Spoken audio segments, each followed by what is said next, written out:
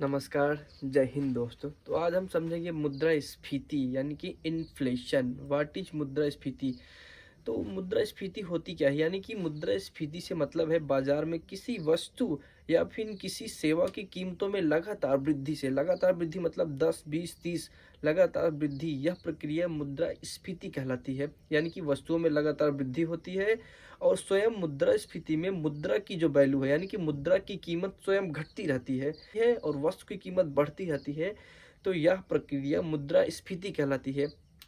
तो अब जिस देश में मुद्रास्फीति आती है मतलब वह देश एकदम आर्थिक तंगी, बेरोजगारी, भुखमरी के कगार पे फैलने लगता है। जैसे कि हमारा ये अब पकड़ ले श्रीलंका। श्रीलंका में मुद्रास्फीति इतना बढ़ गई कि वहाँ पे चावल 2 लाख, आटा 1 लाख, जिसके कारण वहाँ पे सरकार गिरने लगी। हाँ, मतलब अब आप ही देखो, किसी भी देश में अगर महंगाई बढ़ेगी, बेरोजगारी बढ़ेगी तो ज़ाहिर-सी बात है कि वहाँ की सरकार को तो गिरना तय ही है। तो इस कारण श्रीलंका की हालत एकदम बद से मतलब बेहतर हो गई थी। अभी तो मतलब धीरे-धीरे सही हो रही है। यानी कि मुद्रास्फीति जो है किसी भी देश को या गरीबी, आर्थिक तंगी के कगार तक ले जा सकती है। हालाँकि कुछ हद तक अगर मुद्रास्फीति कुछ टाइम तक है, तो वह देश के अनुकूल काम करती है, लेकिन अगर ज़्यादा टाइम तक हो गई, तो वह देश के प्रतिकूल काम करने लगती है। तो अब हम देखते हैं मुद्रास्फीति। मुद्रास्फीति, मुद्रा मुद्रास्फीति यानी कि इन्फ्लेशन। मुद्रास्फीति।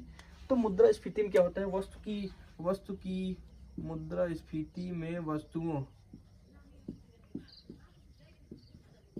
वस्तुओं की कीमत बढ़ती है और मुद्रा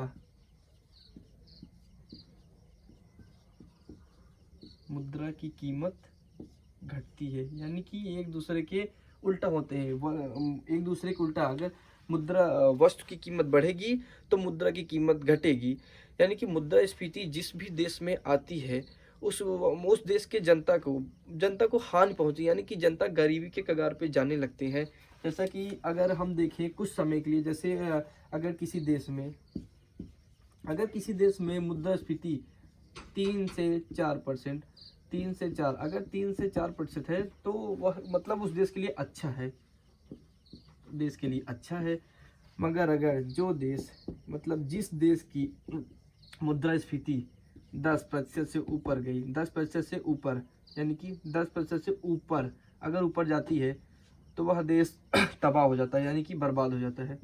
वह देश बर्बाद होने के कगार पे आता है। श्रीलंका का ख्याल तभी वही है। श्रीलंका में अगर देखें तो मुद्रास्फीति की दर 10 के ऊपर है, जो भी है, लेकिन 10 के ऊपर है, क्योंकि जिस देश में मुद्रास्फीति की दर 10 के ऊपर चली जाती है तो वह देश तबाही के कगार पे आ जाता है। वहाँ की सरकारें गिरने लगती हैं, जनता विद्रोह करने लगती है। तो यही अभी श्रीलंका के साथ हमारे हुआ है। तो मुद्रास्फीति में अगर हम देखेंगे तो कि यह बुरी अवस्था, यानी कि यह बुरी अवस्था आती क्यों है? तो यह बुरी अवस्था जैसे कि अर्थव्यवस्था में आवश्यकता से अधिक पैसे छापने से, यानी कि आवश्यकता, हमें ज़रूरत है 10 रुपये की और हम छाप रहे हैं 15 रुपये, 20 रुपये, यानी कि आवश्यकता से अधिक अगर हम पैसे को छापेंगे तो मुद्रास्फीति का आना तय है। जैसे कि अगर हमें ज़रूरत है 500 रुपये की, हमें कोई वस्तुएं खरीदनी है, परचेज करनी है, कोई वस्तु खरीदनी है, परचेज करनी है, तो हमारे पास पैसे हैं 400। हमें अभी ज़रूरत है 100 रुपये की। कितने की ज़रूरत है? 100 रुपये की हमें ज़रूरत है। हमारे पास 400 रुपये है, हमें 100 रुपये की ज़रूरत है, तो हमारे पास 500 रुपये होगा। अब हमें ज़रूरत है 100 रुपये की और हमें मतलब हमारे पास आवश्यकता है 100 रुपये की, आवश्यकता से अधिक अगर हमें 100 रुपये मिलता है, तो हम उस वस्तु को 500 में ही लेंगे, या फिर बार्गेनिंग करा के, या फिर कुछ कम करा के हम उस वस्तु को 500 या फिर 450 तक ले आके ले जाएंगे। लेकिन अगर हमें आवश्यकता से अधिक, हमारे पास 400 है और हमें मिल गया 300 या फिर 200, हमें मिल गया 300 या 200, तो फिर हम उस वस्तु को 500 या फिर 500 से अधिक देकर हूबहू खरीद सकते हैं, या फिर उससे अधिक या फिर उससे अच्छी चीज़ की डिमांड कर सकते हैं। तो यानी कि अगर हमें आवश्यकता से अधिक पैसा मिलेगा तो हम महंगाई को बढ़ावा देंगे। यही होता है कि अगर अर्थव्यवस्था में आवश्यकता से अधिक पैसे को सरकार छापती है तो वहाँ पे मुद्रास्फीति आना तय है, मुद्रास्फीति आना वहाँ पे तय है। इसको हम इरेज करते हैं।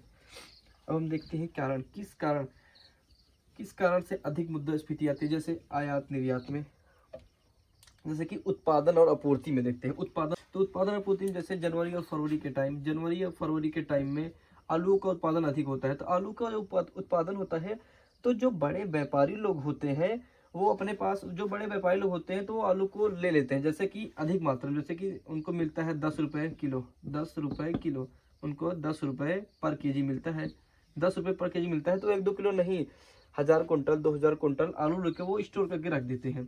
तो स्टोर करके वो रख देते हैं। फिर दोबारा जब आलू की डिमांड होती है, यानी कि अक्टूबर और नवंबर में जब आलू की डिमांड होती है तो वो स्टोर से निकालते हैं। तो अब आलू की डिमांड है, वो अपने मन के, मतलब अपनी इच्छा के अनुसार मन मौजी पैसा लेंगे। जैसे वो निकालेंगे 18 रुपये पर केजी, निकाले अपने पास से। तो यहाँ से जो छोटे सेलर होते हैं उनके पास जाएगा तो वो 20 रुपये लेंगे। और लास्ट में क्या होता है, ठेले या फिर जो दुकान, जो छोटे सेलर होते हैं जहाँ से हम लोग जाके परचेज करते हैं, उनके पास आते आते आलू 22 रुपये लास्ट तक पहुँचता है। तो अब आलू यहाँ से उन्होंने लिया था 10 में, और यहाँ पे यहाँ तो आलू आते थे हो गया 22 रुपये। यानी कि आलू उन्होंने 10 रुपये लिया, और आलू को जब उन्होंने अपने पास से दिया, यानी कि बड़े महाजन लोग, तो उसको दिया 18 रुपये केजी, क्योंकि उस समय आलू की डिमांड थी। और डिमांड के समय जो है कोई, यानी कि कोई भी वस्तु है अगर उसकी डिमांड रहती है तो कीमत नहीं देखी जाती। अगर जैसे हमको खाना है, बस यही होता है कि हम कम खाने लगते हैं। जैसे 2 किलो आलू ले रहे थे तो अब 1 किलो लेंगे, जो 1 किलो ले रहा था वो आधा किलो लेगा, जो आधा किलो ले रहा था वो 1 पौवा लेगा। तो ये जो ये स्टोर करके रख लेते हैं, तो ये भी मुद्रास्फीति का एक कारण होता है कि उसको स्टोर करके रख लेते हैं और उसके बाद अपने इच्छा अनुसार उसको सेल करते हैं। तो ये भी एक मुद्रास्फीति का कारण ही माना जाता है। मुद्रास्फीति को मापा कहा जाता है।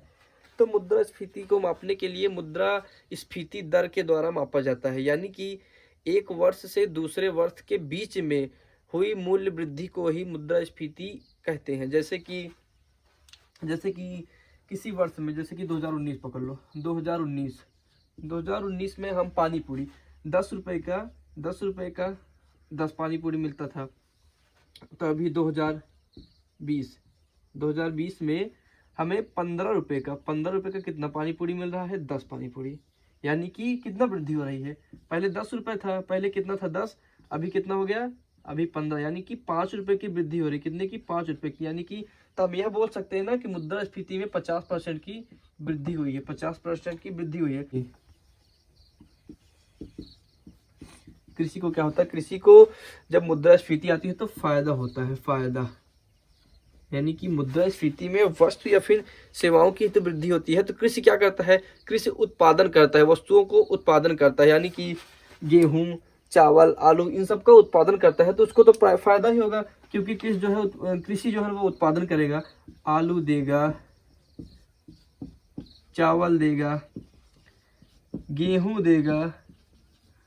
तो वो थोड़ी है कि घाटे में बेचेगा। अगर कोई अगर किसान है, अगर किसी की खेती है, वो घाटे में थोड़ी नहीं बेचेगा, वो तो फायदे में ही रहेगा, क्योंकि वो उत्पादन करता है, उसको तो फायदा ही होगा। ठीक इसी प्रकार कंपनी है जो उत्पादन करती है। कोई कंपनी अगर कोई प्रोडक्ट बना रही है, अगर इसमें उसकी लागत लगी है 10 रुपये, फैक्ट्री कास्ट इसकी 10 रुपये है, तो वो इस पर अपना प्रॉफिट 2% 3% लेके ही देगा। उसके बाद सरकार का काम है कि सरकार इस पर GST लगा के, यानी कर लगा के इसको महंगा कर सकती है, या फिर सब्सिडी दे के इसको सस्ता भी कर सकती है, वो सरकार के ऊपर है। तो अभी जैसे देखेंगे ऋणी और ऋणदाता, ऋणी और ऋणदाता के ऊपर क्या प्रभाव पड़ता है। जैसे कि ये हो गया ऋणदाता, ये हो गया ऋणदाता, और एक ये हो गया ऋणी, यानी कि क्या हो गया, ऋणी हो गया। तो ऋणदाता ने समझ लो कि 10 रुपये दिया था, 10 रुपये ऋण दिया था।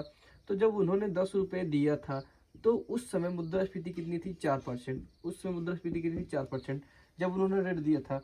फिर ऋणी जब ऋण को वापस कर रहा है, 10 ही रुपये वापस करेगा, क्योंकि जितना लिया उतना ही देगा।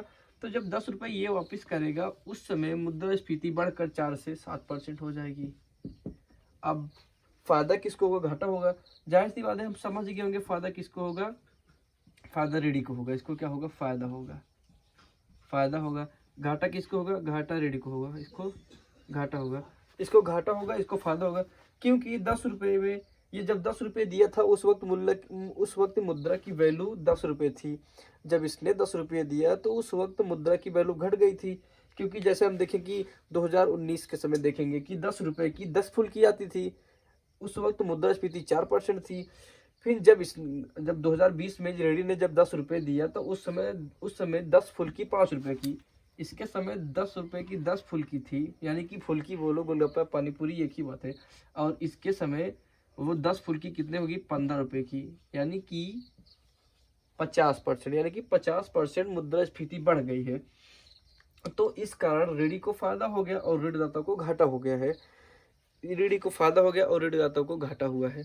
तो इन्हें अभी फायदा होता है। इसके ऊपर हम देखेंगे निवेशकर्ता, जो लोग पैसे को निवेश करते हैं तो किसके ऊपर फायदा होता है, किनको घाटा लग जाता है। तो निवेशकर्ता में दो लोग आते हैं। निवेशकर्ता एक होते हैं जो सरकारी प्रतिभूतियों को खरीदते हैं, सरकारी प्रतिभूति को खरीदते हैं, और एक जो दूसरे लोग होते हैं जो जैसी महारत्न कंपनियों को शेयर को खरीदते हैं, महारत्न कंपनियों के शेयर को। तो हम इसमें लिख सकते हैं शेयर को, यानी कि हिस्सेदारी, कंपनियों की हिस्सेदारी, किसकी, कंपनी की हिस्सेदारी। तो इसमें फायदा या घाटा किसको होता है, तो इसमें जो मुद्रास्फीति होती है वो जो कंपनियों का, यानी कि जो शेयर प्राइस को खरीदते हैं, यानी कि यानी कि जो कोई महारत्न कंपनी होगी उसको शेयर को अगर कोई खरीदा है तो मुद्रास्फीति उसके लिए अनुकूल काम करेगी, और जो किसी सरकारी प्रतिभूति को खरीदा रहेगा उसके लिए प्रतिकूल काम करेगी। यानी कि जैसे हम सरकारी प्रतिभूति के अंतर्गत एक बॉन्ड को परचेज कर लिए तो बॉन्ड की कीमत फिक्स रहेगी, और उसका जैसे कोई बॉन्ड हमने ले लिया, बॉन्ड यानी कि बॉन्ड क्या होता है, बॉन्ड या एक ऋण पत्र होता है। यानी कि जो निवेश करता होता है वो बॉन्ड को लेकर के सरकार या बैंक को कुछ पैसे दे देती है, जिसके बदले में बैंक वाले या सरकार उस निवेशक को कुछ परसेंट यानी कि ब्याज देते हैं। जैसे हमने बॉन्ड को 5,000 का एक बॉन्ड ले लिया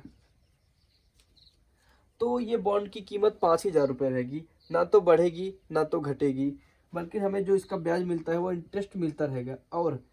और जो व्यक्ति शेयर को खरीदा होगा, शेयर प्राइस को खरीदा होगा, जैसे इसने इन्वेस्ट किया, इसने भी 5,000 रुपये का इन्वेस्टमेंट किया है, तो जब महंगाई यानी कि मुद्रास्फीति आएगी तो वस्तु की कीमत बढ़ेगी। जैसे ये वस्तु की कीमत बढ़ने के कारण जो शेयर प्राइस जिस कंपनी, मतलब कंपनी का शेयर प्राइस भागेगा। अगर आज उसका एक शेयर 100 रुपये का है तो कल उसका शेयर 120 का हो सकता है। तो इस कारण जो निवेशकर्ता कंपनियों के शेयर में निवेश करते हैं उनको मुद्रास्फीति के दौरान फायदा होता है, और जो निवेशकर्ता कंपनी के बॉन्ड खरीदते हैं तो उनको घाटा होने लगता है। हम ये देखेंगे सरकार मुद्रास्फीति को कंट्रोल कैसे करेंगे, यानी उस पर नियंत्रण कैसे ला सकती है। तो इसके कई जरिए हैं, जैसे साख पर नियंत्रण करके भी ये कंट्रोल ला सकती है। दूसरा है कि बचत के लिए प्रोत्साहन करके भी नियंत्रण ला सकती है। और जैसे राशन व्यवस्था, यानी कि लोगों को सरकार राशन में जैसे चावल गेहूं अधिक दे करके कम रेट पे इसको कंट्रोल कर सकती है।